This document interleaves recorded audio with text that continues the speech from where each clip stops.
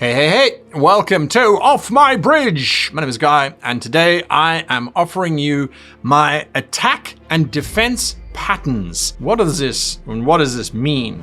Well, within Star Trek Adventures 2, space combat is a major thing, but as a game master it can be quite overwhelming when you're trying to run your NPC starship and the players are free to come up with combos of different orders to create some really cool stuff. You've just got Klingon ship and not much more to work with. So I've created 6 different attack and defense patterns which I now utilize during my games.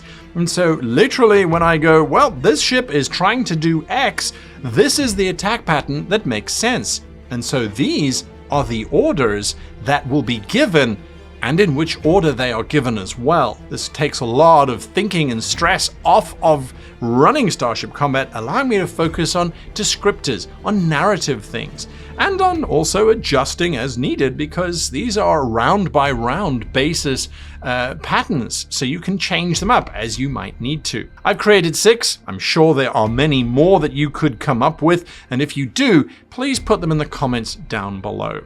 And you'll see how I bring them up on screen now. That's probably how you should list them as well. Now, something to also bear in mind is it very clearly states 2 things. 1, that NPC ships don't have officer stations. They just don't. You're not keeping track of the tactical officer and the science officer and the engineer. They don't have that. They have generic values, crew quality, which is absolutely fine. It does mean, however, that if you take the same station action, so if you fire and then you fire again, you have to spend 1 threat in order to do that. So these patterns incorporate that, and if you need to spend threat to fulfill the pattern, it again helps you to make those decisions quickly rather than trying to figure it out in the middle of play. Secondly, what's important to bear in mind is that it also says that NPC ships do not have reserve power. And I went, well, hang on a moment. A lot of the orders, like going to warp, require reserve power. So how does that work?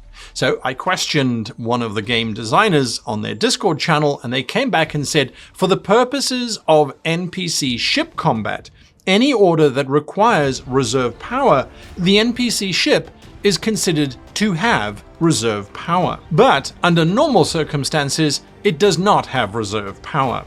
And in a publication that's coming up, which I might have been able to read ahead of time, that rule is clarified even further. Let's jump into the different patterns that I've come up with. And just remember, the first and most important pattern is the like pattern. And this is where everybody on the bridge hits that like button. So be a bridge officer. Hit that like button. On with the patterns. And let's start with the attack patterns. And where better than attack pattern Alpha. Attack pattern Alpha is all about dealing as much damage as quickly as possible without being too much of a initiative monster. You want the players to be able to react to the amount of damage that's coming in. At the same time, you also want them to be able to anticipate that this is what's happening and so take appropriate action if necessary. Here is attack pattern Alpha. The science station, on your first turn, takes the following actions. It calibrates sensors as a minor action, and then as a major action, it scans the target. It's then the PC's turn. The helm station takes the attack pattern order. The PCs then act. The tactical station then does a minor action of calibrate weapons, followed by the tactical major action of fire. Then finally, it's the PC's turn, and then the captain takes the major action of direct, which costs 1 threat because they direct the tactical officer to fire again. This is a very, very dangerous combination and will deal a lot of opening damage to the PCs.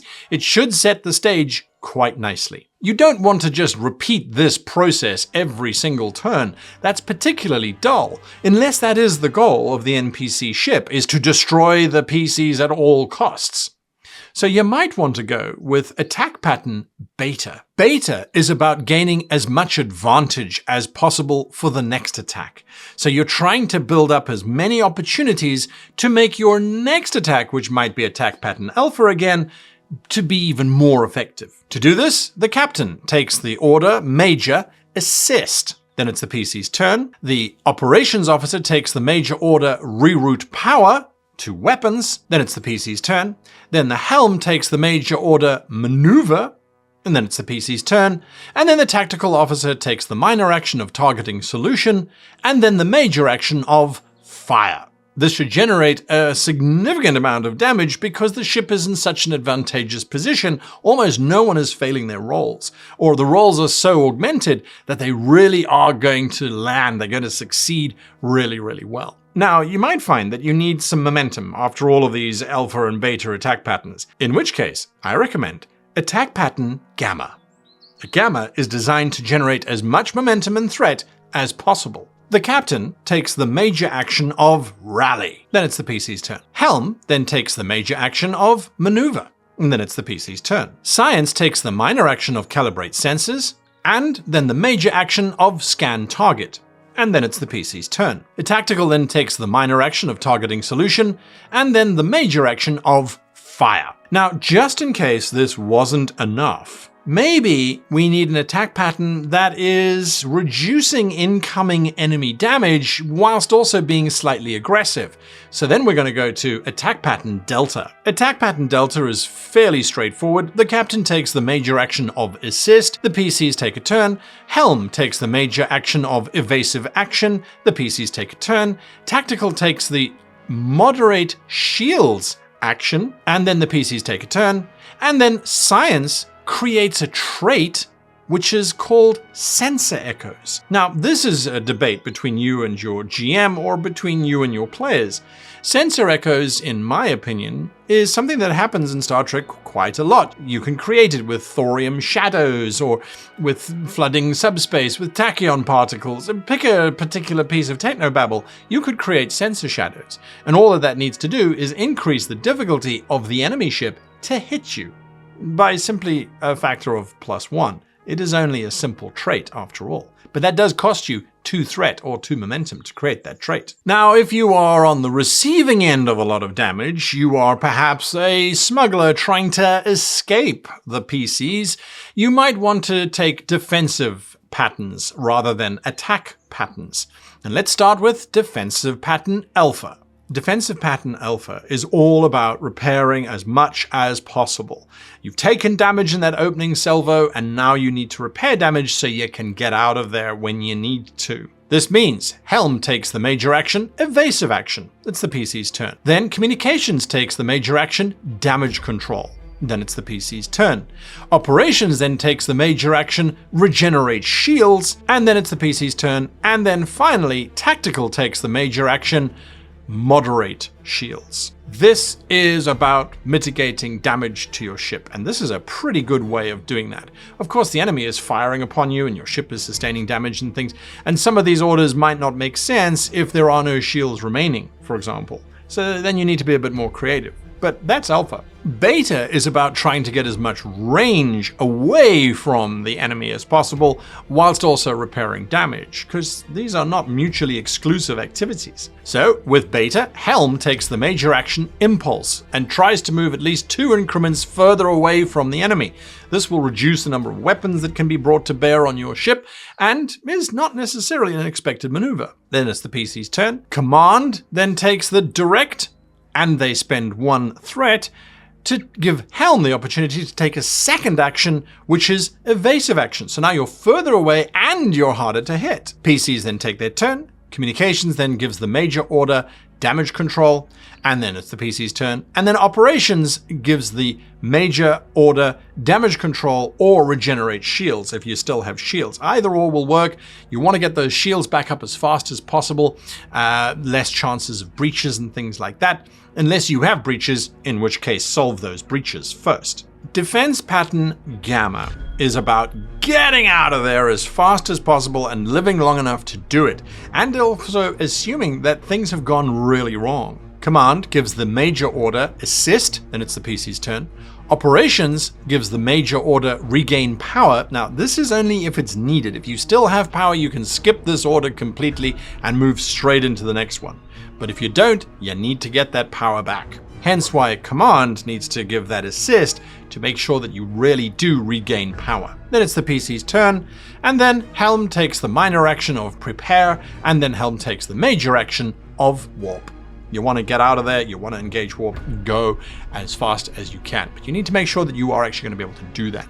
So if you try and jump the gun and you try and go to warp first, the first action the enemy might take is to get rid of your reserve power, and then suddenly your order's all thrown around. So these are the safest patterns in which to execute your commands. I have come up with an incredibly lethal opening salvo. And this is something for you to use sparingly, or in case of the enemy just really wants to destroy the PC's ship. This is a full spread opening salvo, destroy everything trick. It is going to soak up a lot of threat, and it's scary. It costs 4 threat to begin with. This is what you need to bear in mind. So you have to have at least 4 threat to do this. Helm takes the major action of attack pattern. You then spend 2 threat to keep the initiative. Tactical then takes the minor order of calibrate weapons, and then the major order of fire. You've dealt your first serious blow to the PCs. It's now their turn to scramble and react. This is the first time they get to give an order in this combat scenario. Then comes back to you. Tactical then takes a minor action to calibrate weapons, and then takes the major action to fire. Again, costing 1 threat. You're on 3 threat already. That is a second barrage against the PCs. It's then the PC's turn, and then finally, Tactical takes the minor action of calibrate weapons, and then the major action of fire. Once again, that's your 4th threat. That's just pounding. Bang, bang, bang, bang, bang. And these, by the way, all of these are designed for a scale 4 ship. A scale 5 ship, you would add a command at the end of each of these patterns depending on what is happening with the PCs and how you want to play that out. It's reduced the number of decisions that you have to make and given you flexibility for scale 5, scale 6 ships, because you can only issue as many orders as your ship's scale for an NPC ship anyway. Print these out and off you go. You can find these pretty much wherever I share stuff, or on my Patreon as well. I'll get that this month as a reward, along with the order cards that I created and used in this video. So that's what I do to make Starship combat easier for me as the GM. What do you do? Leave your thoughts in the comments down below. And also, are there any attack patterns that you could come up with, or defense patterns that you think might be better? In which case, drop them in the comments down below. Until next week, I wish you and yours live long and happy gaming.